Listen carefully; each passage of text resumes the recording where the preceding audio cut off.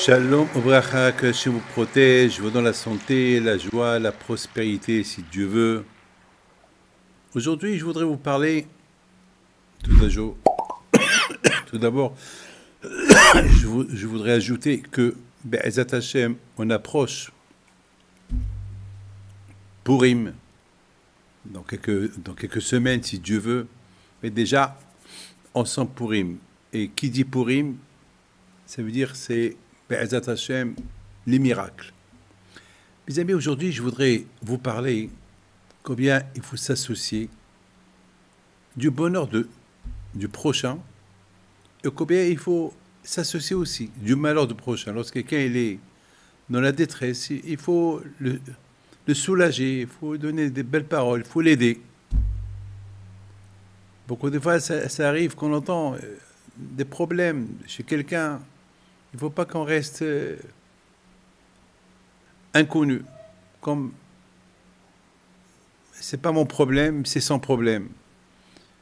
Vous savez, l'une des plus grandes mitzvot dans la Torah, c'est liyot noseh be'ol havero. Lever le fardeau que ton ami il porte, alléger son fardeau, lever avec lui le fardeau. On va beaucoup parler sur Yitro. Yitro, c'était le beau-père de Moshe Rabbeinu.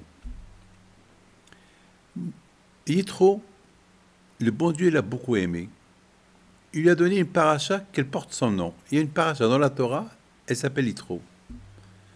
Et non seulement Hachem lui a donné une paracha, excusez-moi, mais Akadosh Baruch Hu, il lui a ajouté une lettre sur son nom.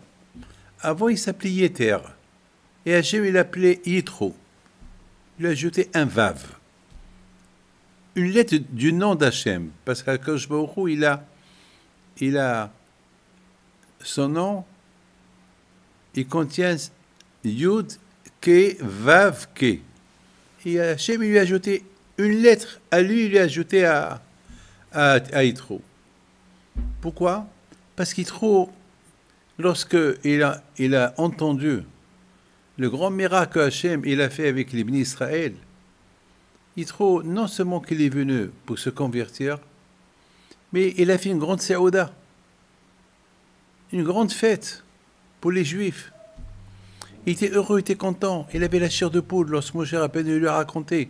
Parce que vous savez, il y a une différence lorsqu'on entend une histoire et lorsque tu entends l'histoire de la personne elle-même. Beaucoup de fois, on me raconte des histoires, j'entends des histoires. Mais c'est pas pareil que le monsieur à qui il a vécu, il avait l'histoire, que lorsque lui-même la raconte, il y a une grande différence, parce qu'il n'ajoute pas, il dit ce qu'il a vécu. Mon cher Rabbeinu, il a vécu plein de choses en Égypte, à Kiratem Souf. Donc mon cher Rabbeinu, il a raconté à Yitro.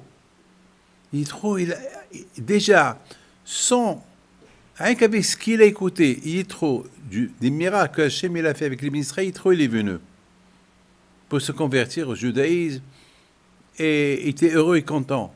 Mais là, lorsqu'il a entendu de la part de mon cher Rabbeinu lui-même, tout ce que lui, il a vécu, tout ce qu'ils ont vu, il était encore plus heureux. Ce que j'ai beaucoup aimé sur Yitro, c'est que je comprends très bien. Si quelqu'un, il lui arrive un malheur, et après, grâce à Dieu, ça s'arrange pour lui, il fait une fête, je comprends. Mais qu'un autre, il fait la fête pour quelqu'un à qui il a été sauvé du malheur, ça, j'ai jamais vu. J'ai jamais vu. Ça n'existe pas. Et Yitro, il a fait une grande saouda. Il était heureux, il était content du bien que Hachem il a fait aux Juifs. Et Yitro, il a compris une chose. Il a dit, ce que j'aime chez Hachem, Hachem, il a puni l'Égyptien Mida Keneged Mida. Les Égyptiens, ils ont égorgé les Juifs. Ils s'est lavé avec le sang des enfants. Ils jetaient les enfants dans la mer. Et Hachem, il a puni avec de l'eau. Mida Keneged Mida. Lorsqu'Akadosh Baruch Hu, il punit quelqu'un, il est puni de la punition que lui, il a fait. Il a puni les Juifs avec de l'eau, Akadosh Baruch Hu, il a puni les Juifs et les Égyptiens avec de l'eau. Il vénérait, l'Égyptien il vénérait le Nil. Le Nil, c'est le grand fleuve. Le Nil, un fleuve de 6000 km. Et Akadosh Baruch Hu, il a puni ce fleuve-là, il s'est transformé en sang. Ça, ce que Yitro, il a entendu. Yitro, il a entendu que la punition d'Hachem, elle est venue de la façon que Paro, il a puni les bénis Israël, il a fait sourire les bénis Israël quand je lui ai rendu la monnaie. Et Yitro était heureux, était content du bien que Hachem il a fait aux bénis Israël.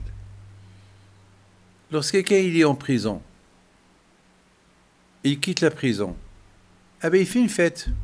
C'est pas nous qu'on va faire la fête pour lui. C'est lui qui fait la fête, il nous invite. Il a fait la fête pour les Juifs qui ont été libérés de la prison. Eh bien, Rabbi Haim Pito était comme ça. Rabbi Haim Pito, à la Shalom, parfois, il passait des nuits blanches lorsqu'il voyait quelqu'un qui souffrait. Il ne va pas dormir. Il va tout faire jusqu'à qu'il va l'alléger. Ça, c'était Rabbi Haim Pito, à la Shalom. Mes amis, il faut toujours s'associer dans le bonheur ou le malheur d'autrui. Celui qui fait ça, il devient associé avec le bon Dieu. Que le bon Dieu vous protège, il vous donne la santé, une longue vie. Il se retrouve à Amen.